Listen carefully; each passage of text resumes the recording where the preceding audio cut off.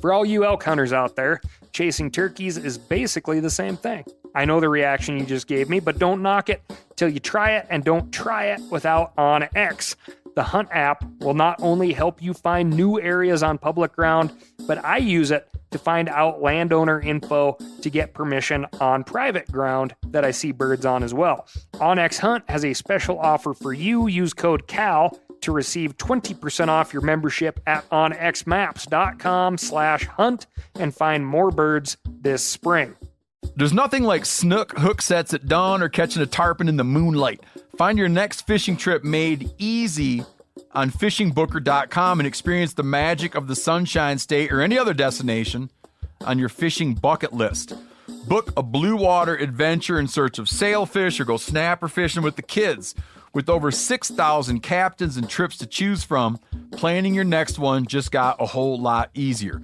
Download the Fishing Booker app on the Google Play or App Store, or visit them online at fishingbooker.com to book your trip today. I'm sure a lot of you guys remember the old ceremonial hunting tradition of eating the heart out of the first animal you kill. Meat from those organs are among the most nutrient-rich foods on the planet. You can get those same benefits your ancestors craved via convenient daily capsules from Heart and Soil. Find out more at heartandsoil.co. And remember, use code MeatEater for 10% off your purchase.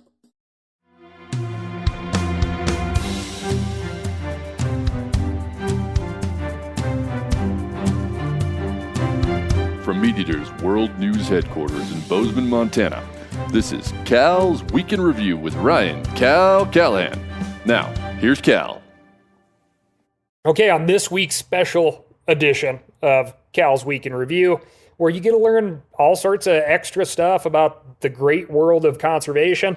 If you feel like you'll never know it all, you're correct. But that's what all fun things are about, is constant learning, right? And helping us on our journey, as always, the right-hand man, Jordan Sillers, who does most of the heavy lifting here. I just do the lip service. You're just a pretty face, Cal.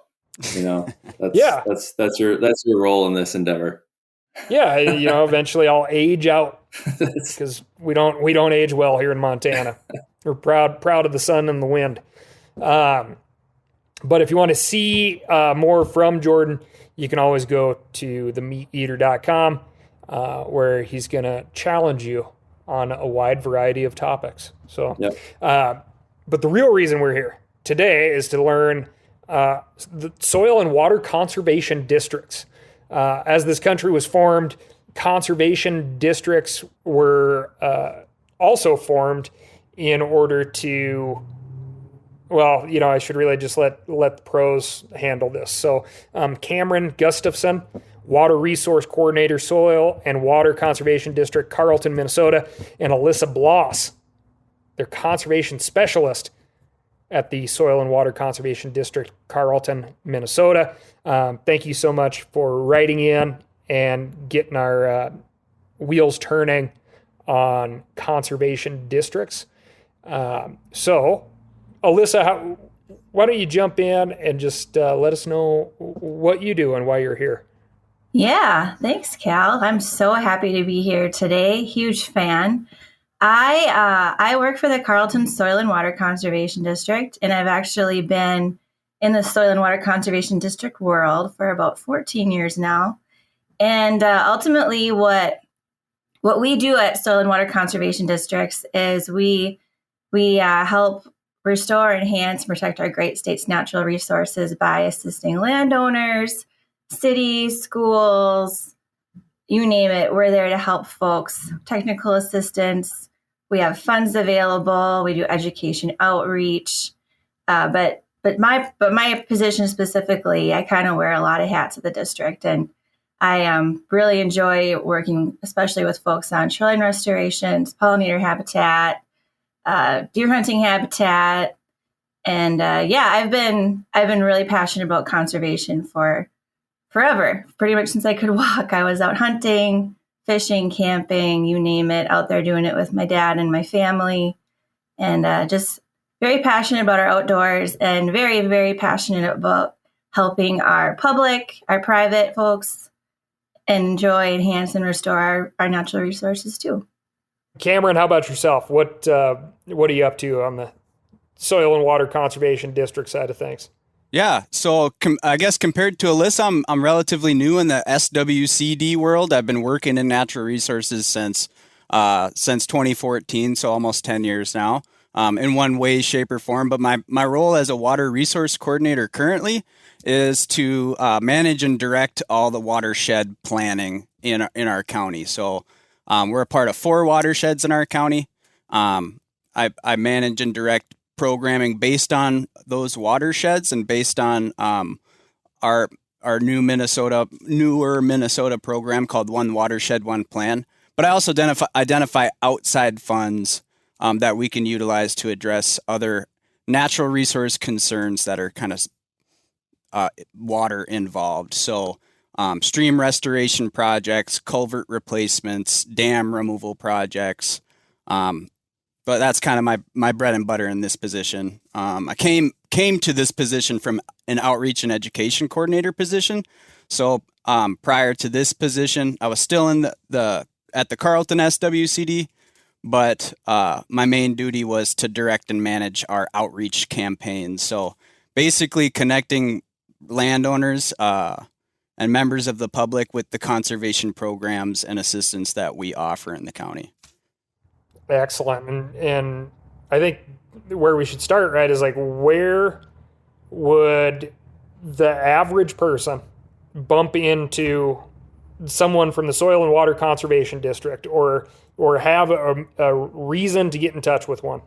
Yeah, so what's really, and I wish I would have mentioned this earlier, what's really, really great about what Soil and Water Conservation Districts do is we're kind of your next door neighbor. So anybody can bump into us. We really pride ourselves on being that local unit of government. We're not necessarily state, we're not county, we're not federal. We just really pride ourselves on being that boots on the ground conservation organization where we get to have that relationship with the landowner. We get to build that relationship from doing a site visit for free, providing folks with expertise on how to implement a conservation practice. And if they want, we can help fund that and then maintain that relationship afterwards to make sure that their projects are being successful.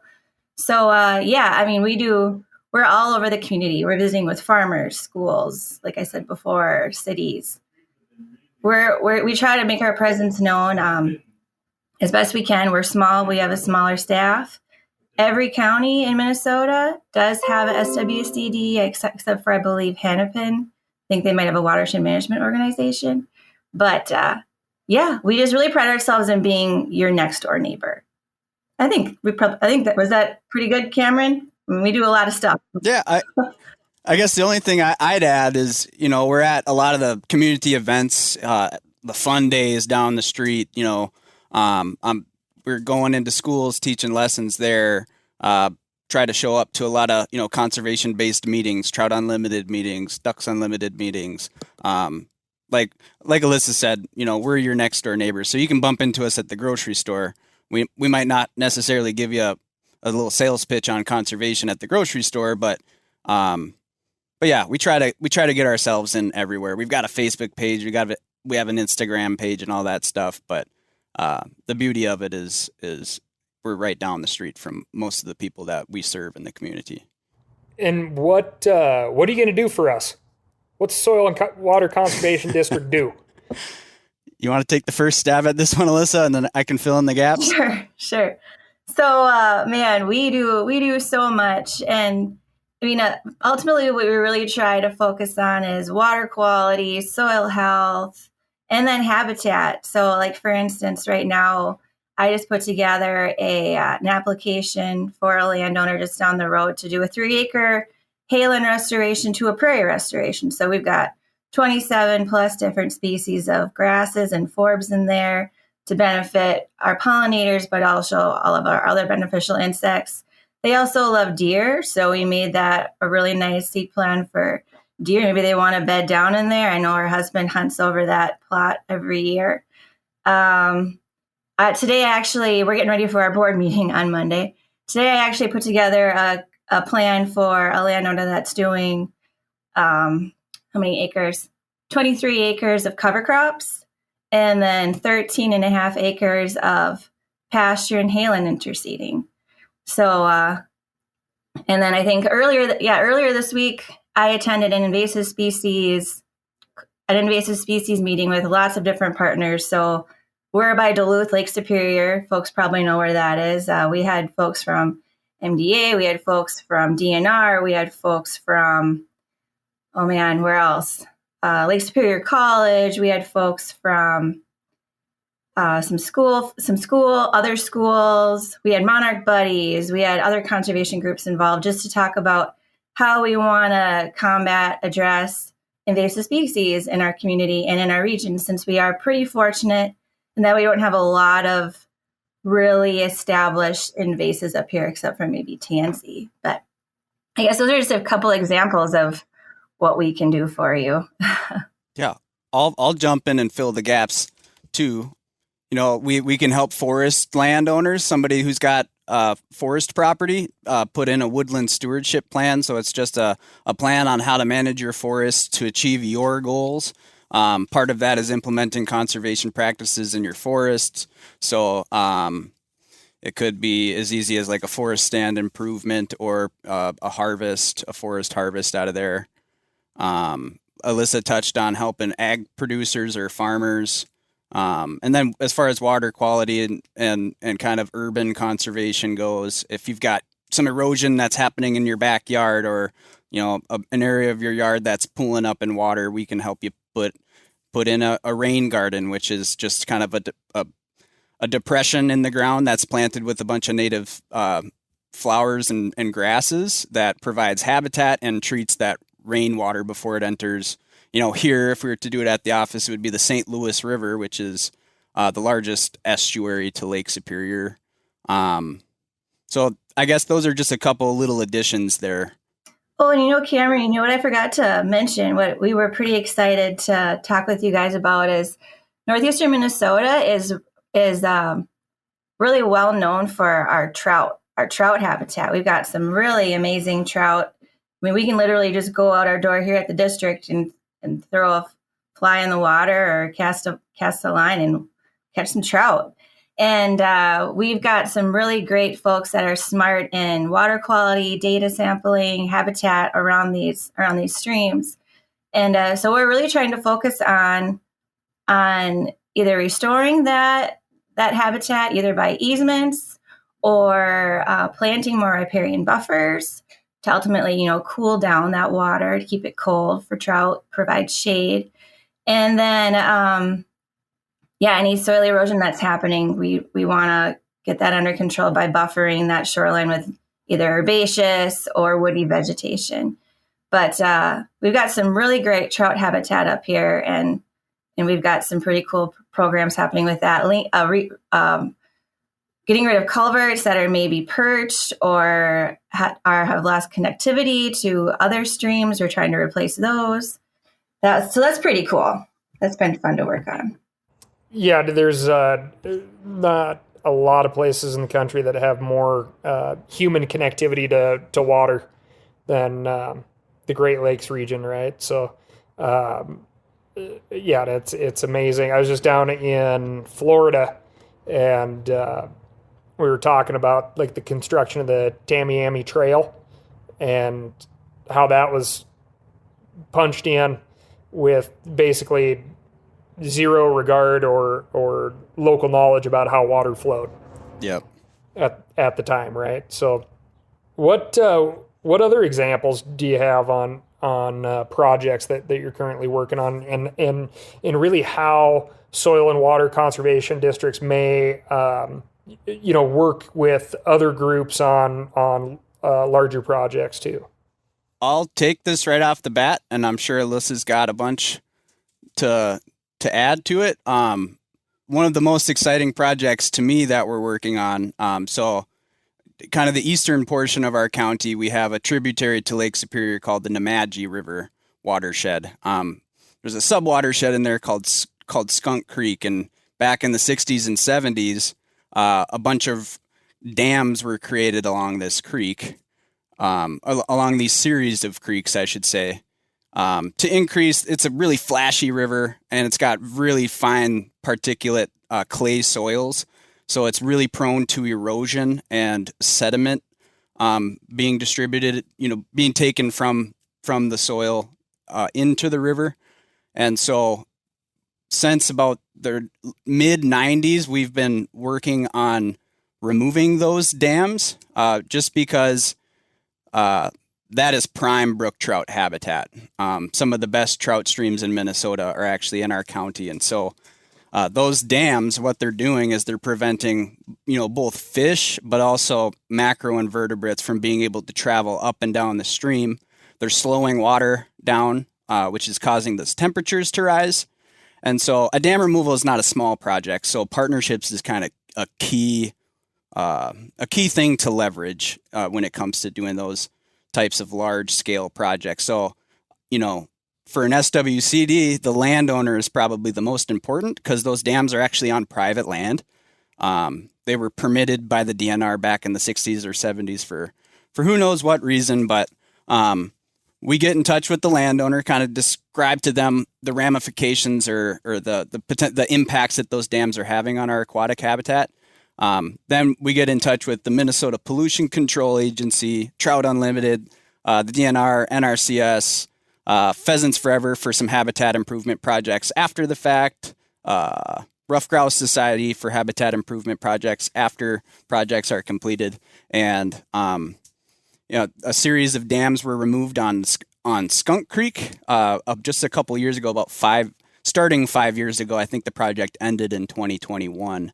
And now we're partnering, we're getting local volunteers from partnering with Trout Unlimited to do some, we're calling it effectiveness monitoring program.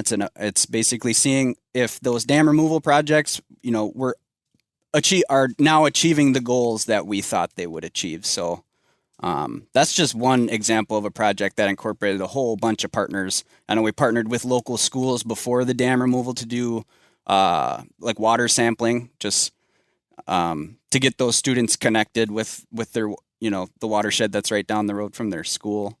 And Cameron, you didn't mention that. So the Nemadji is actually the biggest contributor of sediment to Lake Superior. It's pretty insane. I mean, there's lots of streams entering into Lake Superior, and it's nuts. You drive across the bridge over to Superior, Wisconsin after a rain event, and even from an airplane, it's wild. There's just this giant clay colored, orange colored stream going into the lake. So what we're really trying to do in that Nemadji area is create some watershed retention to keep that water on the landscape, because that clay is just not impervious. It doesn't allow any infiltration to happen. But we're making a difference in that watershed by doing what Cameron said and a bunch of other different conservation practices just to keep the soil and the water on the ground somehow. And what's the most common issues you run into in regards to keeping that soil on the ground? Well, I guess just in general, when we work with farmers, we have some really great farmers in the community. Actually, just south of here in Renshaw, Minnesota, we've got lots of community-supported agriculture. Folks are really into being sustainable and soil health. But then there's other farmers too that, they're kind of doing what their parents did, and they're plowing, they're chiseling, putting manure on when they probably shouldn't be.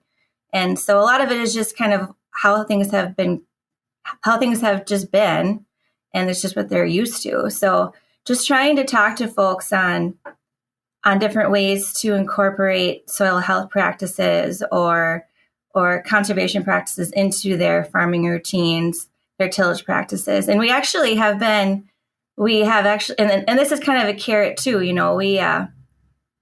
been recognized nationally through this, it's called the Minnesota Ag Water Quality Certification Program. And Cameron, what's the total acreages on that for how much has been implemented in? At the end of 2023, we just surpassed 1 million acres in the whole state. I haven't gotten Ryan's board report yet, so I don't know what the updated numbers for Carlton County is, but yeah. So, I mean, it's great to show folks that too. Folks are doing it, and there's challenges all the time in trying to talk to folks about conservation. But if you've got programs that can help fund these practices, if you've got folks like us that just want to help or not regulating, I mean, that kind of helps us out too. For all you elk hunters out there, chasing turkeys is basically the same thing. I know the reaction you just gave me, but don't knock it till you try it, and don't try it without OnX.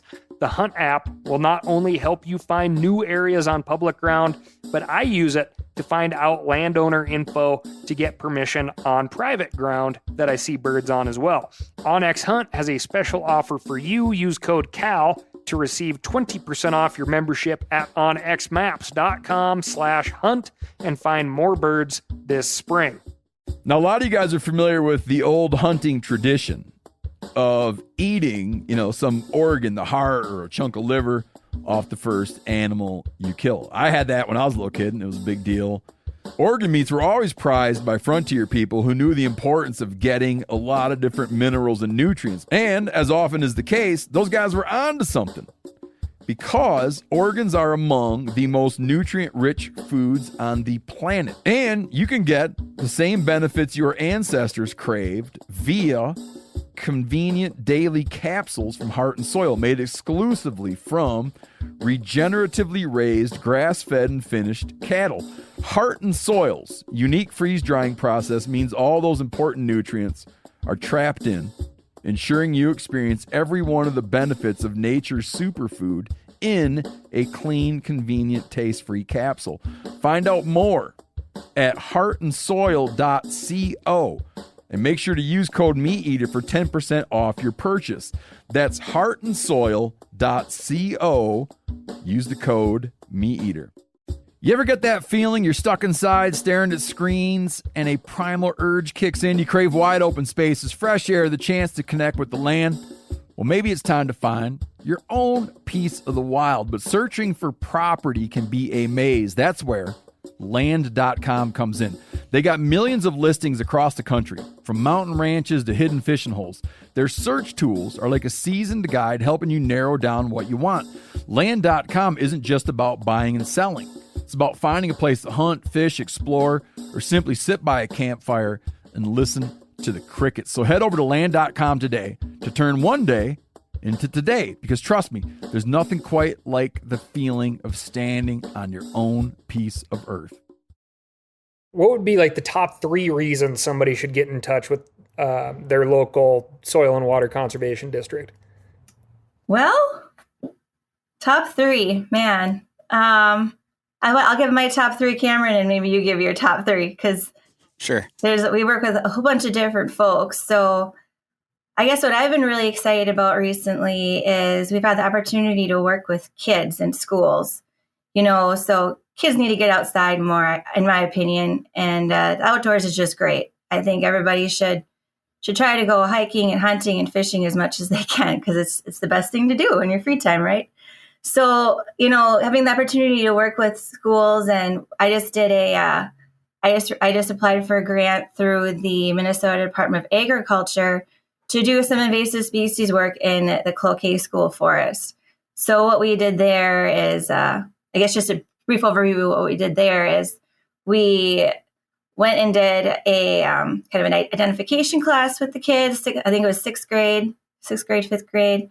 And then went out there and taught them how to do some mapping with EdMaps. And then they actually did some removal themselves and then watched a contractor do the work. We were able to pay for all of that through a grant. So that was pretty cool, just to involve the kids like that. And then, if you're another reason why you might want to contact SWCD is like erosion. So you've got erosion along your shoreline. You're mowing to the shoreline edge, and you've got some sloughing going on, you've got some ice heaving going on. And we really try to encourage planting those really deep-rooted native plants. So like up here, we've got coneflowers, black-eyed Susans, purple prairie clovers, whole bunch of different native plants. And then what's been really fun to do is just habitat. I really love putting habitat back on the landscape. In my previous job down at Scott Soil and Water, I was down there for about, 9-ish years. And just converting those large acres of corn and beans to pollinator habitat, pheasant habitat, deer habitat. And it's just been really fun to do. And I imagine you run into landowners who are like, oh, the stream's eroding my property, I need to put in a retaining wall. Mm-hmm. And you get this opportunity to be like, that's an option, but this is the downstream effects of what a retaining wall would do. And your water always flows downstream, doesn't stop at the 3-strand barbed wire fence, right? Mm-hmm. And you can plant stuff at relatively low cost. I imagine there's all sorts of matching incentives, even tax incentives to do this as well. And then here are the byproducts of planting native things that retain that soil.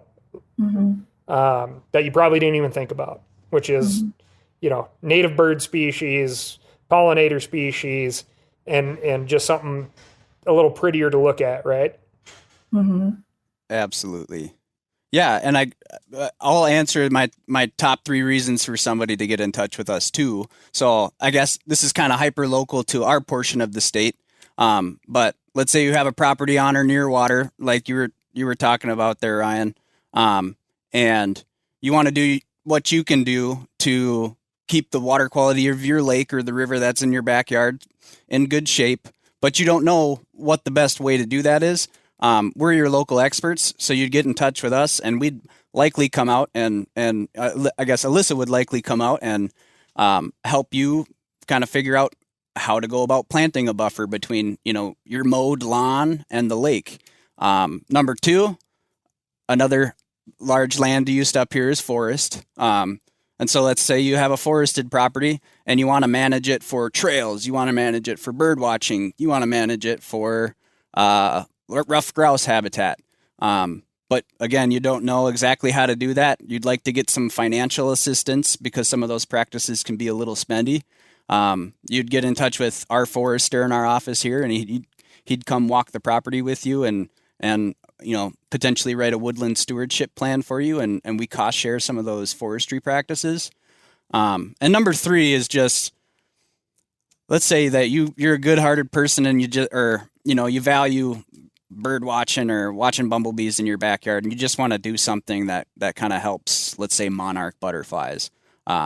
You'd get in touch with us at the SWCD to get some expert advice and get a plan written up, and we can help cost share most of those practices too, so we can help pay for some of those practices. So I guess the lake shore, river front topic, the forest topic, and just the general habitat topic are kind of the top 3 that come to my mind. Mm-hmm. And we keep talking about cost share too, and I'm sure you guys are familiar with the CRP or Conservation Reserve Program, familiar with the Environmental Quality Incentive Program. These are federal programs, and what's really great about, we use those funds too, but what we again pride ourselves on is we have lots of local funding. And so with a lot of these different programs, you're waiting maybe a year to know if you're getting funded, where with soil and water districts, we have monthly board meetings and projects are getting approved every month. So a landowner, like today, I had a landowner send an application today for our board meeting that's on Monday, and knock on wood, they make the decision, the board does, but that project's going to be funded on Monday. So they can get going and get their project going next week if they want. How many soil and water conservation districts are there? How do people find their local? I believe there's 89 in the state. We have 87 counties. Every county's got one. We just have a couple huge counties in the state. So St. Louis County, just to our north, is like the size of Rhode Island. So they've split that county up into 2. and I'm not sure what other counties split into two, but there's 89 of them in Minnesota and a bunch more across the United States. So I would just type in your county name, Soil and Water Conservation District, and I'd imagine, most, if not all of them, have a website with some phone numbers that you can give a call to. That's great. I have a quick question here. As you're describing a lot of these things, it seems like these are things I imagine a state DNR would do. So what is your relationship with the Minnesota Department of Natural Resources? I imagine you work with them very closely, but how exactly are you related to them? Well, we partner with them, like you said, on lots of different things, actually. So like, for instance, in Minnesota, we have this really amazing, some folks think it's amazing. It's called the Wetland Conservation Act. It was established in 1991. And ultimately, we want to protect our wetlands.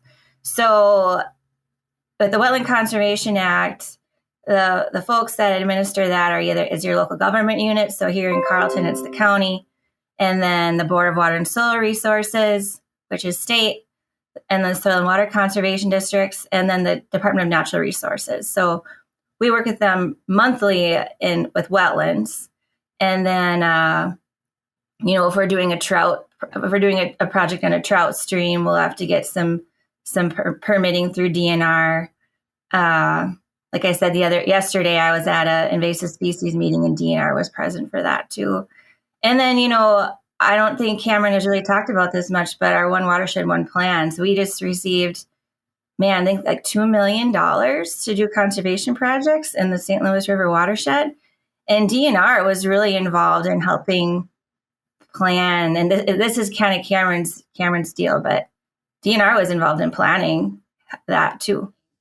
Yeah, so I guess DNR touches on a couple different side of things. Alyssa mentioned the permitting and the Wetland Conservation Act side of things, but Minnesota just recently has started, within the last 10 years, has started this program called One Watershed, One Plan, and it's a natural resource management program that focuses on watersheds instead of jurisdictional boundaries. And so towards the beginning of the plan development process, the DNR actually comes up with what they call a landscape stewardship plan, LSP. And that includes all of this different data about our natural resources, from forestry to ag to water quality to outstanding resources like wild rice and trout habitat and sturgeon habitat. And that is the kind of the foundational data that we build our One Watershed, One Plan off of. What comes out of One Watershed, One Plan planning process is called the Comprehensive Watershed Management Plan, which is a 10-year plan that is very intensive, and it kind of gets down to every 2 years we have a set of goals we want to achieve in each one of these specific topics, from wetlands to stormwater to forests to rivers and streams to lakes. The DNR is very involved with that, especially up front with data acquisition and some mapping that they provide us to kind of build that plan off of. What are the biggest threats that Soil and Water Conservation District sees when these planning periods come up, the different interests involved? What do folks need to be aware of, and why should they be engaged?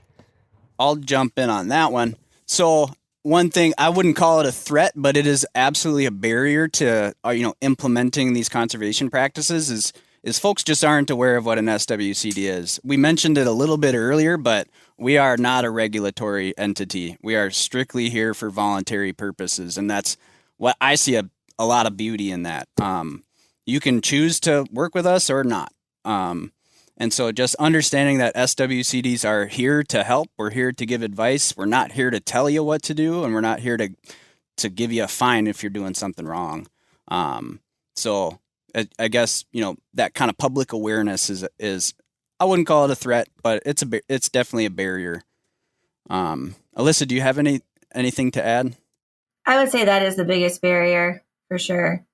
Folks just, we're government in a way, so people some folks are worried government, which is okay, to each their own. So what's the education step, the easy education step? Do soil and water conservation districts have newsletters that they send out? How do folks get educated in their local areas?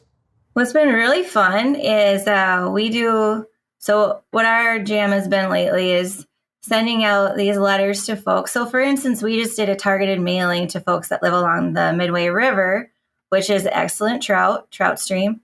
And we don't want folks to be mowing. We don't want folks to be, doing all this stuff to affect the water quality there and the habitat. So we sent out some targeted letters to these folks, and then we put on a workshop.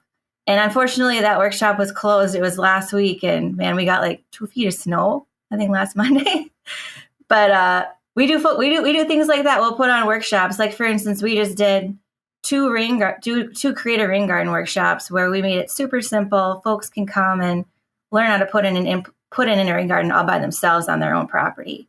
They're about an hour and a half long in the evening. We provide cookies, snacks, treats. Who doesn't like treats? And so we do lots of work. We do lots of different workshops, and we will do some educational mailings like flyers and brochures and things like that. I'll add too, in Minnesota, lake associations are kind of a big thing. It's kind of a group of people that all live or own property around a lake. And I attend a few of those lake association meetings every month or quarter or twice a year biannually. I attend some of those just to sit in. If people have questions, they can ask. I like to hear kind of what the current topic of conversation is, and it's always interesting to me. And it's very cool to see what people kind of do on their own. So we attend kind of those local group meetings, lake associations, different local conservation organization meetings. We do write and send out a monthly email newsletter to folks who subscribe. You can type in carltonswcd.org and scroll down to the bottom of the homepage and sign up for our newsletter if you're interested. We try to get on the local news stations every now and then. If we're doing something interesting, we'll always, send an email like I sent out to you guys saying, hey, we're doing this cool thing. It might be cool. It might be of interest to you to do a little, 30-second, 1-minute clip on it on the evening news. We get on the radio stations every now and then. Yeah, and those events are big. We get pretty good turnout to those things because kind of like Alyssa said, we go through a lot of this data and we're like, all right, what's the best bang for our buck? Who should we send these invites out to? So we send paper invitations to our targeted audience, but we also open those up to the public, and they're in the newspaper. We pay for ads to put in the newspaper. We get those ads aired on the radio, put it on Facebook and Instagram and all that good stuff. We're getting kind of creative with our outreach strategies. So, and we like to think that we're smart, but there are some smarter folks out there in the conservation world, and we'll do these education events with partners that, like for instance, U of M Extension. We work really closely with them too. This guy from PCA was supposed to come and present at this shoreline restoration workshop we were supposed to put on last week. So, and like Natural Resources Conservation Service, they've got an office up in Duluth. We work a lot with them and with agriculture, with engineering, designing, things like that.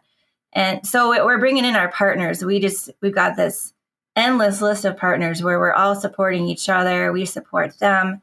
And it's just really great. And especially up here in northern Minnesota, we have smaller communities, and we just really value that. The culture up here, folks are really into the environment. And so yeah, we're doing all these workshops, not just us, we're working with other folks too. And I gotta add too, one really creative way of doing some outreach and providing a service for the community that Alyssa spearheaded, I want to say 2019 or 2020, was our native plant kit and seed mix sale. So we partner with a company kind of in the western part of Minnesota, or they're called MNL, and they grow native plants, plant kits, and seed mix, and they sell seed mixes. So we kind of host a sale through the district up here. There's kind of a demand out there for people that want high quality native plants, and we are kind of just a middleman between MNL and the folks up here that want those plant kits and seed mixes. So although it's a sale, it's, we're selling them at a discount. We don't really make any money off of it. We just want voluntary conservation to take place, and slapping up those flyers everywhere, and people walking down the street saying, "Oh, you got some really nice flowers in your front yard. Where'd you get those?" That's, I guess, free marketing for the SWCD. I don't know if you want to add anything to that, Alyssa, since that's kind of your brainchild. We've been the largest sale in Minnesota with this community habitat partnership program for about 4 years now. We sold 220 kits. Our record was 220 kits 2 years ago, and we're already past that as of today. And our sale goes through July 14th or June 14th. And that puts acres and acres of habitat on the ground with voluntary conservation. We're not paying folks to do this. They just want to do it by themselves. So it's just really cool to see. And ultimately, that's our goal as a soil and water conservation district, is we want folks to do this stuff by themselves. We can provide the knowledge, we can provide the engineering, the design, the surveying. We can do all of that for free. And then hopefully that landowner or that entity will just implement this project or this practice on their own dime. Absolutely. Let's put us all out of jobs, right? But it's word of mouth. It's having that awesome flower bed out on the street, or that nice, cool corner where all the brook trout collect, because the neighbor next door doesn't have any of that, right? It doesn't have any overhead cover. So a lot of looking across the fence can be healthy sometimes, right? So in this modern age, you can find your local soil and water conservation district. There's a lot of help and resources there. And ultimately, it's going to make your place, your property values go up. Your peace of mind is going to be much more healthy. And it's probably going to be a place that the kids or grandkids want to come back to and hang out, because you put in that work ahead of time. So thank you very much for coming on and shedding some light on the Soil and Water Conservation District. And we'll circle back up with you if we get folks who write in to ASKCAL. It's askcal@themeateater.com. If you have questions, let us know, and we'll talk to you next week. Thanks again. Thanks for having us. Yeah, thank you.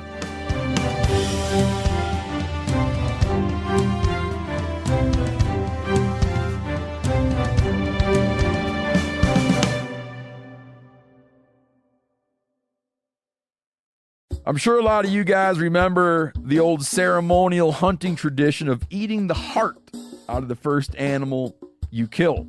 Meat from those organs are among the most nutrient-rich foods on the planet. You can get those same benefits your ancestors craved via convenient daily capsules from Heart and Soil. Find out more at heartandsoil.co. And remember, use code MeatEater for 10% off your purchase.